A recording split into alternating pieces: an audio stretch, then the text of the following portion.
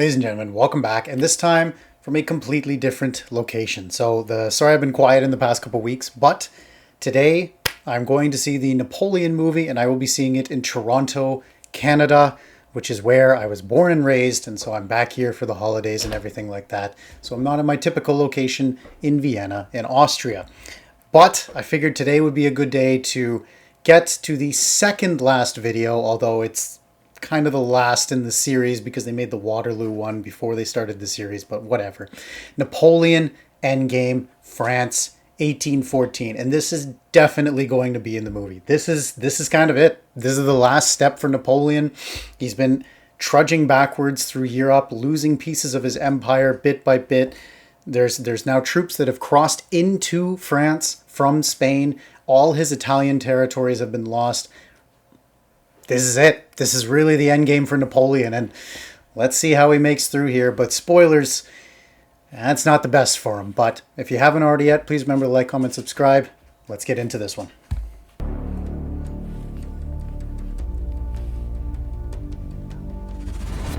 Yeah. That's the short answer is yes. You are to give up all you possess in Germany. In October 1813, Napoleon had suffered his heaviest ever defeat at Leipzig, the Battle of the Nations. Surviving French forces, exhausted, sick and demoralized, retreated to the River Rhine and prepared to defend France from invasion. But in November, the armies of the Sixth Coalition paused their advance. Yes. And Austrian Foreign Minister Metternich offered peace terms. Crazy, the Frankfurt proposals would allow Napoleon to keep his throne if France returned to her so-called natural frontiers. It was the best offer Napoleon was likely to get, now that his back was to the wall, and all Europe's great powers were united against him. Even so, he did not accept the terms. He merely agreed to reopen negotiations. Whoa, hold on a second though. That's not exactly true if I'm remembering it correctly. Napoleon, it's not that he did not accept it, but rather he delayed way too long. If I remember correctly, it was during the summer of 1814 that this happened. And he actually delayed way too long to get his response back to Metternich, right? It's not that he actually did not accept, but rather he hum and hawed on it because, I mean, it is a lot of territory, but if we go back to the map here for a second, right, saying that this is France's natural borders is quite a statement in and of itself, right? We have pieces of what we now know as Dutch territory right through here to the south, basically all of what we know as Belgium is all in France's borders here, and even if I might be wrong here, but it even looks like parts of the Alps throughout here and even bits of modern Switzerland. And I know I'm using modern references and everything, but this is quite a large swath of territory for France to possess. And it's an interesting question of what if he had have actually just immediately accepted, right? You think upon hearing these terms being like, wait, I get to keep my throne. I get to keep this massive portion of land. Okay, let's do it, right? And so that's sort of a fun alt history idea that I'm sure there's definitely a video of on YouTube of what if Napoleon had have accepted these proposals? What would have happened? Would we have seen Napoleon maybe slow down on his, what would you say, his conquest ambitions, right? Maybe he would have been a great reformer. Maybe this would have actually given him the time to focus on his domestic policies and not be constantly stretched too thin by his foreign ambitions. Kind of a fascinating idea. How would this have changed Europe? I really think it would have changed it. I mean, massively. I mean, we'll never know, but picturing that he had to sort of calm down on the imperial advances, maybe there would have been a better time for France to strike in a few years, right? Maybe some of the infighting between the other European nations would have led to another opportunity for France to rise up, strike again. Who knows? To the Allies, and many in France itself, it proved that Napoleon would not listen to reason. The war went on, and by January 1814, Napoleon's situation looked even worse. Many of his besieged garrisons in the east were starved into surrender. Yep. Marshal Davout. And mind you, these garrisons have been holding on now for years, right? It's important to remember that. With 34,000 men in Hamburg, was now besieged. Denmark, one of France's last allies, was invaded by Bernadotte's Swedish army and made to join the coalition. Yep.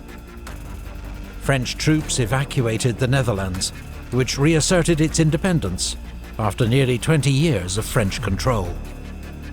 In Italy, Eugene's army faced a new enemy, Joachim Murat, King of Naples, now marching north with 30,000 men to honour his new alliance with the Sixth Coalition. And one of Napoleon's boldest generals too. So think about this, right? You have Murat here in the south as the King of Naples, who was installed by Napoleon, right? Now switching sides on him and actually fighting against his former leader, his former emperor, as well as Bernadotte in the north, right, who is now the King of Sweden and has done the same thing, right? I'm sure both these men believing that, no, this was the right thing to do for their people. This would have gotten them many advances in forms of land concessions, whatever it is, right? And so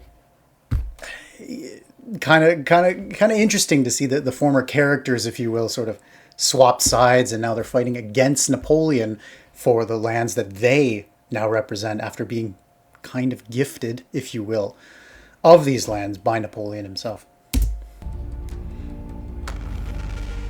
In Paris, Napoleon responded to the crisis with a series of extreme measures. Property taxes doubled, state salaries and pensions suspended, 300,000 new conscripts called up, from a country already exhausted by 20 years of war. Yep, my whole life, basically. He ordered the release of Pope Pius, under French house arrest for the last 5 years, to try to shore up his support in Italy.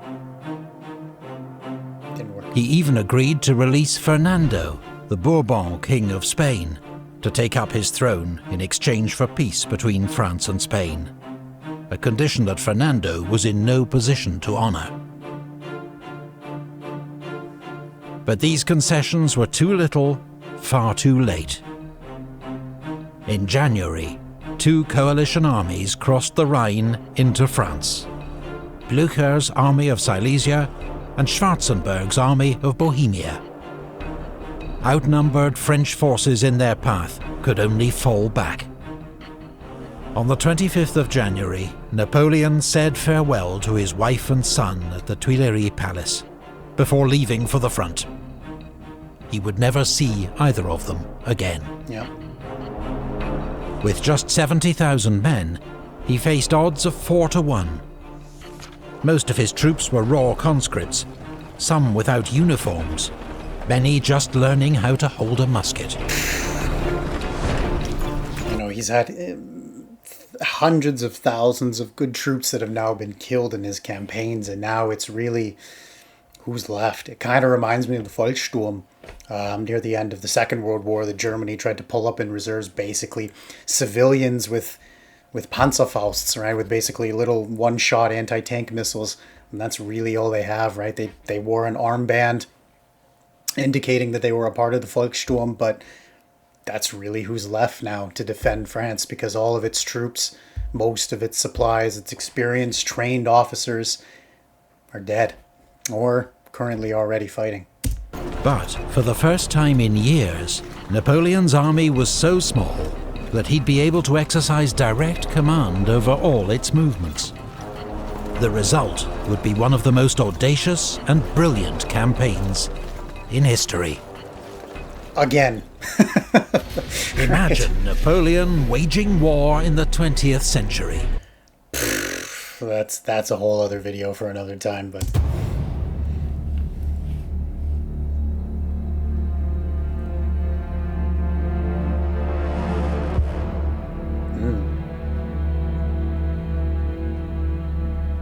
The battle for France would be fought east of Paris, mostly across Champagne, a flat region divided by the rivers Marne and Seine and their tributaries. In late January, fields were dusted with snow, and roads quickly turned to mud. Napoleon learned that the coalition armies were widely scattered, with part of Blücher's army near Napoleon's old college at Brienne. The Emperor advanced rapidly, hoping to trap and destroy part of Blücher's army. But after a hard day's fighting that cost both sides 3,000 casualties, Blücher was able to retreat towards Schwarzenberg's army. That evening, Napoleon was nearly skewered by a charging Cossack, saved only by General Gorgo's good shooting. As Napoleon tried to work out the enemy's movement. How many times has Napoleon almost been captured by troops? I think that's the third time, no? That he's almost been killed in the thick of battle. If I remember correctly, it was once in Italy, it was once in Russia when he made that perilous escape and just barely was not killed by, also by Cossacks. And I think here as well. I'm sure there's probably more, but those are three that I can think of in this video series where it's like, oh, if one little thing had have changed and Napoleon had have been killed, how completely different history would have turned out. Blücher, heavily reinforced by Schwarzenberg, made a surprise attack at La Rothière. Allied troops advanced through swirling snow to assault the village, defiantly held by young French conscripts. One was so inexperienced that Marshal Marmont had to personally show him how to load his musket during the battle. Yep. By late afternoon, Wreder's Bavarian Corps was falling on Napoleon's flank. Heavily outnumbered, Napoleon had no option but to retreat, having lost 5,000 casualties and 73 guns abandoned in the thick mud. A massive casualty. The Allies' frontal attacks meant their losses were greater, but by combining their armies, they defeated Napoleon on French soil for the first time.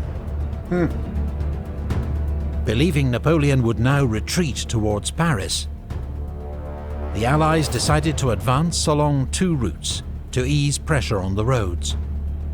Blücher would take a northern route along the Marne. Schwarzenberg would follow the Seine. Interesting. Okay. But dividing their armies again would play right into Napoleon's hands. 6 times the charm, right? We'll get him this time.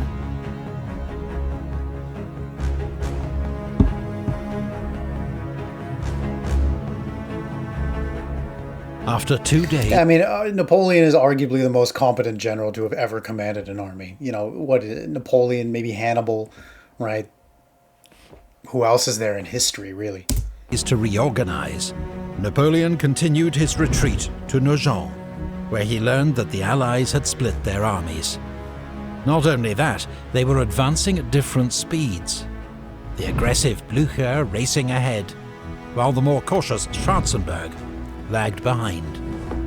Leaving Oudinot and Victor to guard the Seine bridges and delay Schwarzenberg, Napoleon raced north through mud and rain with 30,000 men. The army of Silesia was strung out on the march, oblivious to the danger it was in. Yep. First, Napoleon fell on General Osufiev's Russian 9th Corps at Champaubert, destroying it, taking its commander and 2,000 men prisoner. The next morning, he marched on General Osten-Sacken's force near Montmiral. This was a much larger force, with 2 infantry and 1 cavalry corps, and was expecting support from York's Prussian 1st Corps. But the Prussians were late, and Sacken's troops could not withstand the French onslaught. At this desperate hour, the Emperor's elite Old Guard were no longer held back, but were often thrown into the thick of the fighting. Yep.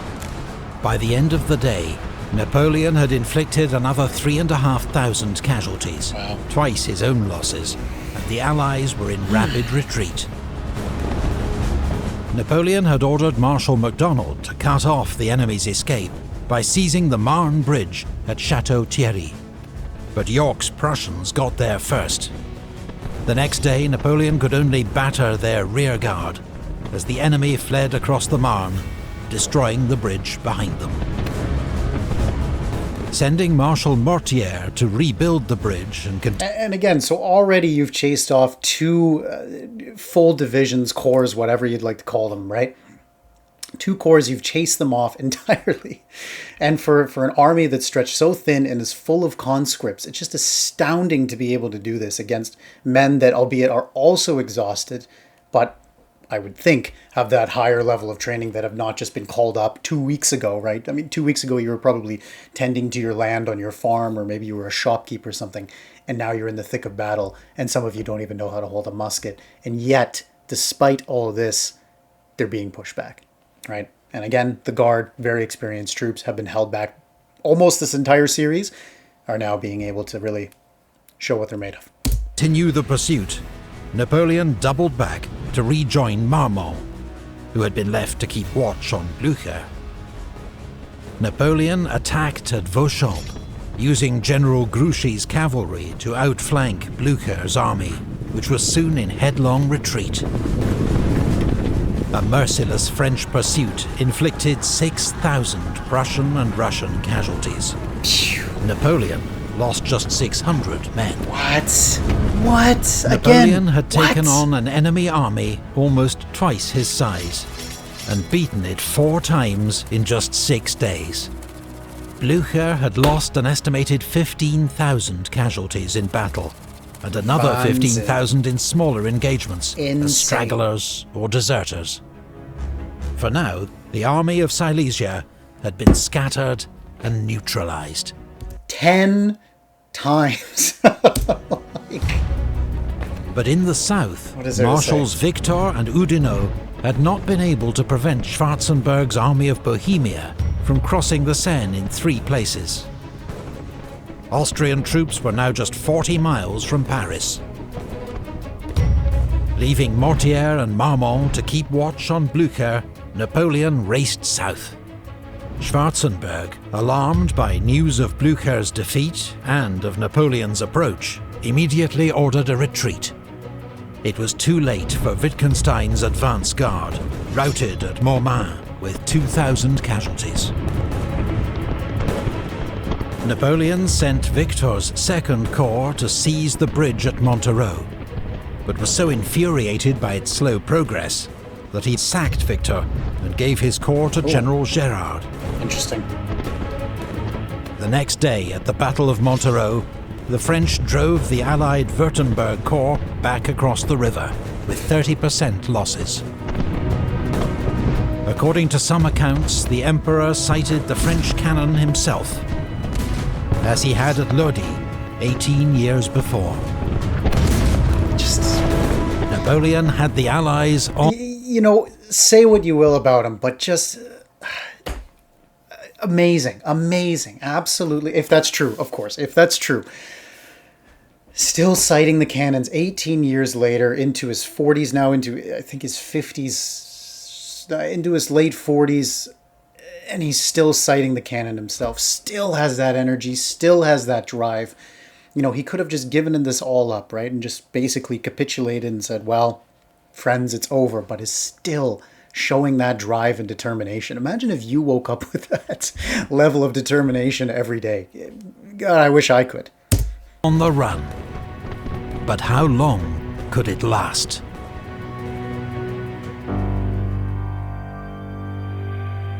Astounding.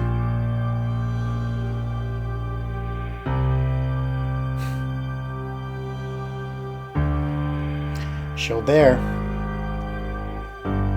Even as fighting continued, negotiations between France and the coalition reopened at Châtillon-sur-Seine on the 5th of February. The Allied terms were now more severe. A return to France's frontiers of 1791, which meant the additional loss of Belgium, a humiliation that Napoleon refused to accept. Instead, he tried to revive the Frankfurt proposals, hoping to play for time and to split the coalition, whose war aims varied from Britain's hard line to Austria's more ambiguous position. But this hope was thwarted by British Foreign Secretary Lord Castlereagh. On the 1st of March, he persuaded the Allies to sign the Treaty of Chaumont. In it, Russia, Prussia, Austria and Great Britain agreed to keep 150,000 troops in the field and not to negotiate separately with France, while Britain added the sweetener of a £5 million subsidy to be shared among the Allies. The treaty... Britain, once again, just throwing out that cash. So it looks like when the initial Frankfurt proposal was proposed, it was 1813, not 14. Apologies. These secret articles specified common war aims, including the future independence of the German states, Switzerland and Italy, while Spain was to be returned to the Bourbons and Holland to the House of Orange. The four powers even agreed that once they'd defeated Napoleon, they'd form a 20-year defensive alliance to maintain peace in Europe, a sign of their newfound commitment to each other. A split in the coalition had been Napoleon's last, best hope for a favourable peace. That was gone. And news from across the country was bleak. French cities were surrendering to the Allies without a fight. Yep. Nancy, Dijon and Macon had all fallen. In the south, Wellington defeated Marshal Soult at Orthez, forcing him to fall back on Toulouse. 2 weeks later, as British troops approached the city of Bordeaux, it declared loyalty to France's Bourbon kings. The mayor himself rode out to greet the British, bearing a white cockade, the sign of Bourbon allegiance. Napoleon's hope for a nation in arms to resist the Allies had not materialized. Allied troops, particularly Cossacks, often robbed French civilians and committed some atrocities. French peasants took revenge when they could, but there was no guerrilla war to mirror what French troops had encountered in Spain or Russia. Well, I mean, after 2 decades of knowing someone who was at the front, or having, property either destroyed, or having to send your sons off to war, or having the taxes that have now been doubled, there's no state pensions. I mean, can you blame them? The population is exhausted, right? For those who already haven't been conscripted anyways. The chief desire among ordinary French people was for peace. Yep. At almost any price.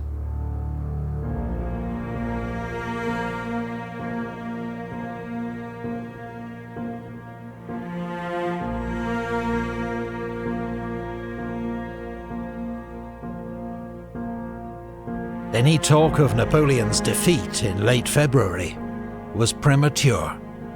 The French Emperor was driving Schwarzenberg's army of Bohemia before him, even though it was twice his size. Insane. But Schwarzenberg scrambled to safety behind the River Aube. Napoleon knew he had to land another decisive blow soon, so turned his attention back to Blücher. After an aborted attempt to join forces with Schwarzenberg, Blücher had decided to resume his advance on Paris, gathering reinforcements en route, and with only Marmont and Mortier's weak corps to oppose him.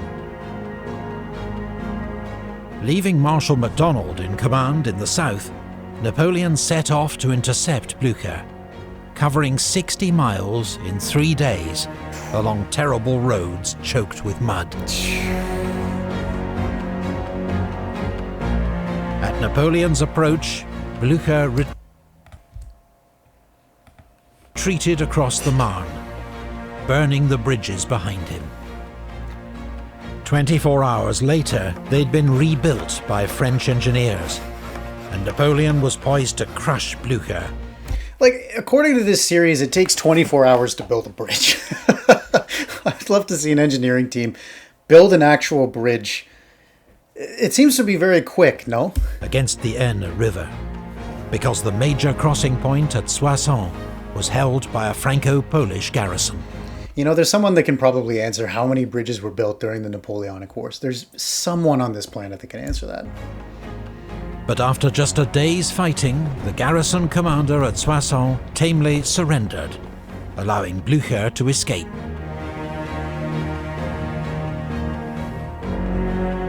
Napoleon continued his pursuit across the Aisne, still hoping to cut off the army of Silesia. But at Craon, he encountered Russian troops in a strong defensive position. The Russians fought stubbornly. The French finally forced the enemy to withdraw, but only at the cost of 6,000 casualties, including many irreplaceable veterans from Napoleon's guard. Yep. Ouch. So again, in those 6 battles over 4 days, he lost 3,700 troops. And the coalition lost 30,000. And in this one battle against these battle-hardened Russian troops, he loses 6,000. Losses, just can't take. Napoleon pushed on to Laon. But by now, Blücher had concentrated his forces. 98,000 troops in all, and outnumbered Napoleon 2-1. French attacks were repulsed, while Marmont's corps was caught off guard by a late Allied counterattack and routed. Napoleon was lucky to avoid a much heavier defeat. Blücher, usually aggressive to the point of recklessness, was unwell and had been told Napoleon's army was twice as big as it was, leading him to act with unusual caution. Laon was a heavy blow to Napoleon. 6,500 casualties he could not afford. Undaunted, he fell back to Soissons. That's 20,000 casualties. And after so far, a brief moment to reorganize, he marched on the city of Reims, which had just fallen to Saint-Priest's Russian corps. In a whirlwind assault, Napoleon retook the city. I mean, look at this. So they're up through here, fighting a battle here, and then sending some troops back here to then fight in Reims here. Reims, sorry, French, terrible. Deutsch, viel besser. Yeah, very chaotic. Saint-Priest himself was mortally wounded, his corps routed. Meanwhile, in the south, Schwarzenberg had resumed his offensive as soon as he found out Napoleon had gone north. Yep. In heavy fighting, Isolating Napoleon. he'd driven Oudinot and MacDonald back from the River Aube. 5 days later, the Allies had recaptured Troyes, as MacDonald retreated behind the River Seine. Now, after 4 days to rest and reorganize his battered army, Napoleon was coming south once more. Schwarzenberg, emboldened by news of Napoleon's defeat at Laon, decided that this time he would stand and fight. Okay. Napoleon advanced on Arcis-sur-Aube, ignoring reports that the enemy was not retreating as he believed, but gathering for battle. As heavy fighting broke out, Napoleon still believed he faced only the enemy rearguard. It was a nasty surprise to discover that he faced the entire might of the army of Bohemia. 28,000 men against 80,000. In desperate fighting, Napoleon personally rallied fleeing troops and exposed himself to enemy fire. Wow. Having his horse killed under him by an exploding shell. Fourth time now. Fourth time that he's almost died. But the odds were too great. At the end of the second day, Napoleon was forced to order the retreat.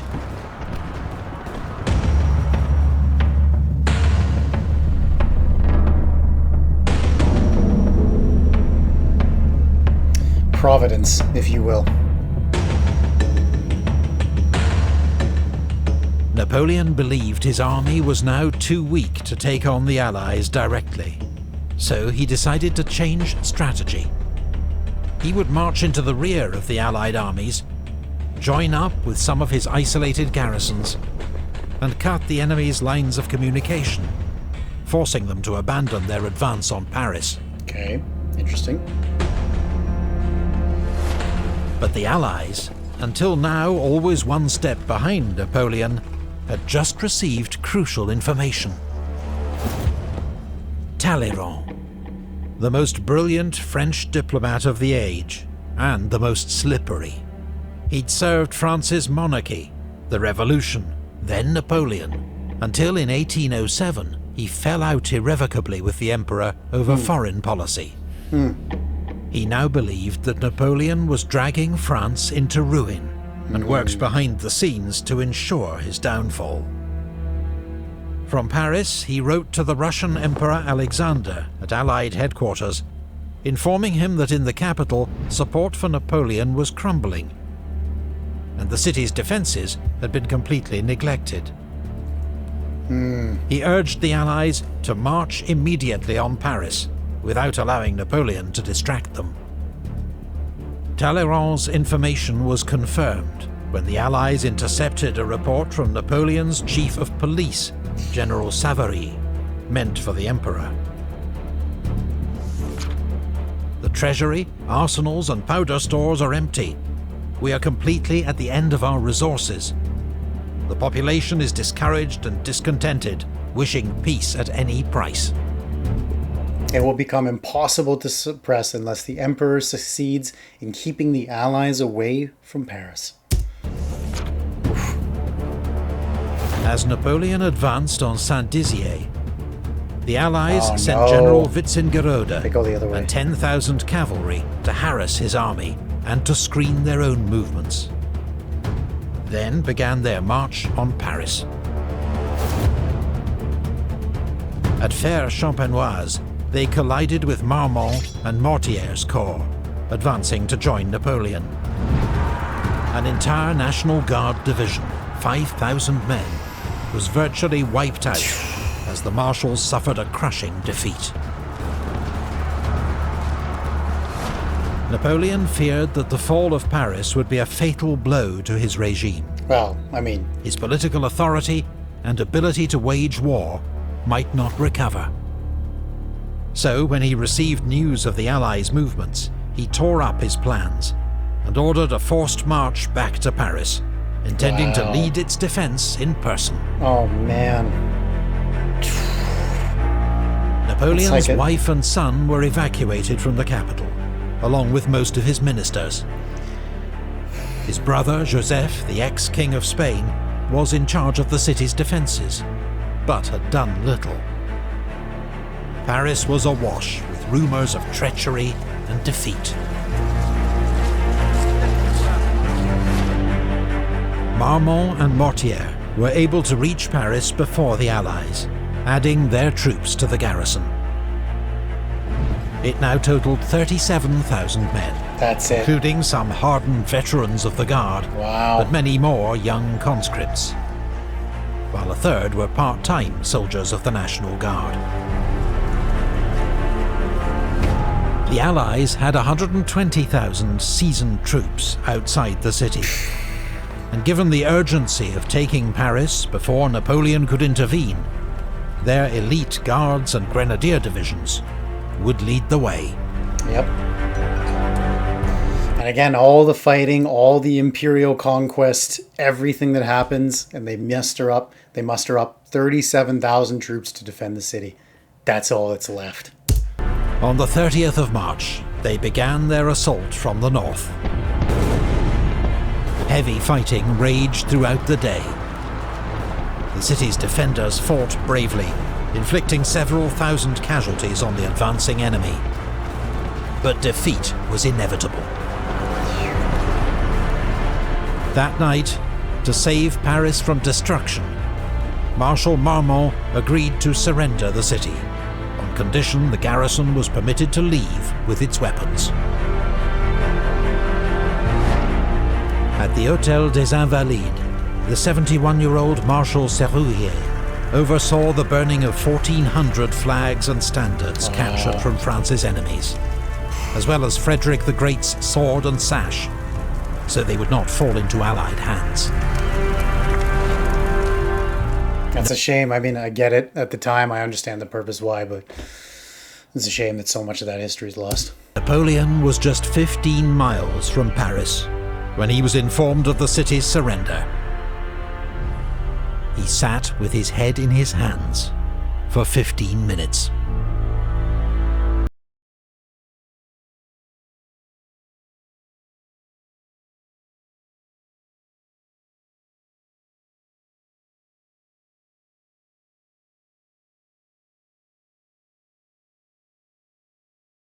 March 1814, France's enemies marched into Paris for the first time since the 100 Years' War. Wow. Oh my God. Parisian crowds cheered the three Allied monarchs, bringers of peace. Everyone in Paris was suddenly a royalist once more. Above all, they cheered for Emperor Alexander of Russia, now hailed as Europe's saviour. Don Cossacks bivouacked on the Champs-Élysées. Allied troops generally behaved well.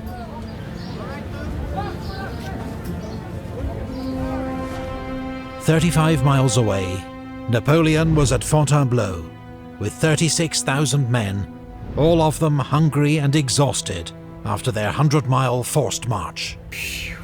100 miles. Nevertheless, Napoleon began planning an immediate advance on Paris.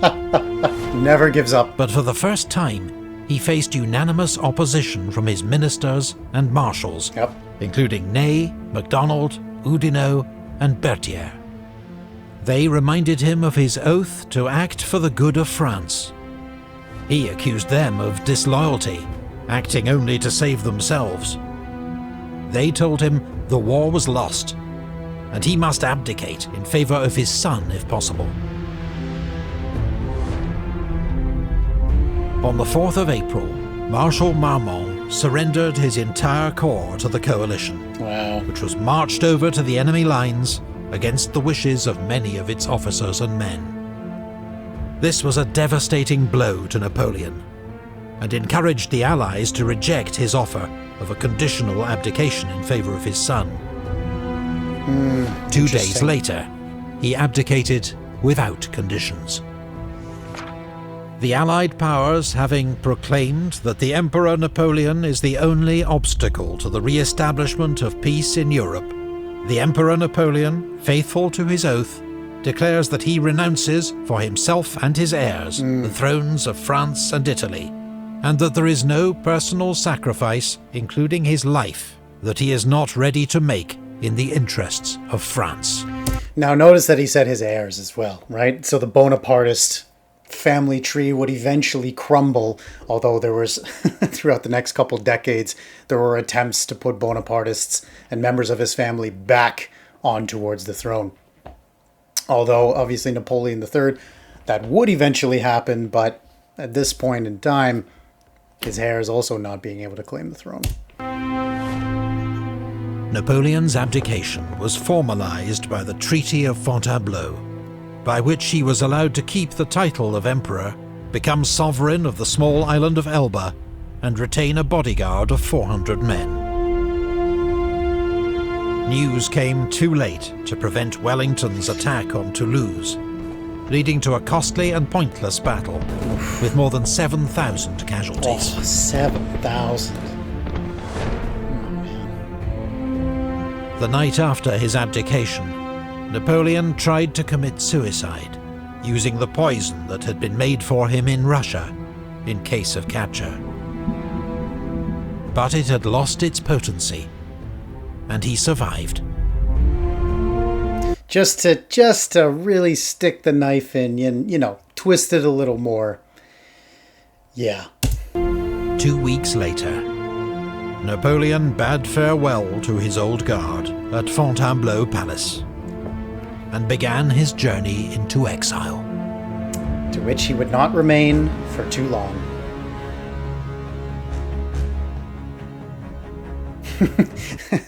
I love this too. I have been wrong, maybe, in my plans. I have done harm in war, but it is all like a dream. I have been wrong, maybe, in my plans.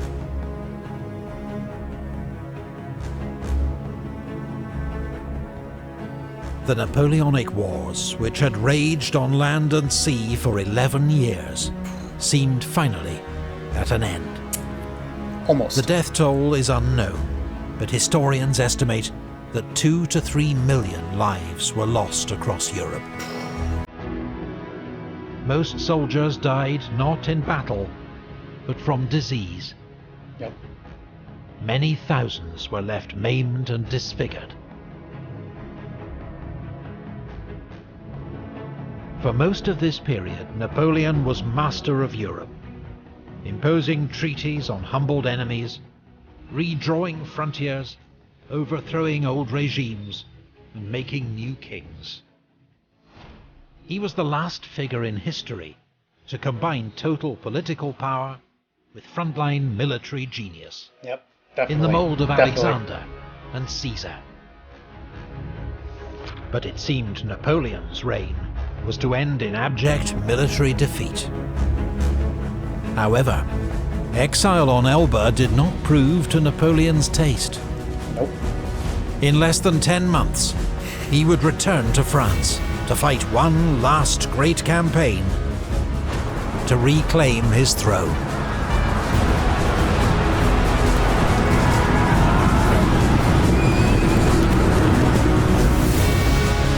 There you have it. Yeah, and I mean, in conclusion, although I will wrap this up with the Battle of Waterloo, although, like I said, that video's older, what an amazing series, right? There's still the Marshall ones to go, but nonetheless, the last true master of Europe, an amazing figure of history, and I mean, what else is there to say? Thank you all very much for joining me on this one. I'm going to check out the movie now in an hour and a half, and so I'll be doing a review for that one. Stay tuned for that. Thank you so much for joining me on all these episodes so far. I will be doing the Marshall series, and there's one last one, Napoleon's final stand of Waterloo in 1815. If you haven't already met, please remember to like, comment, subscribe. Thank you again so much. Take care. See you in the next one.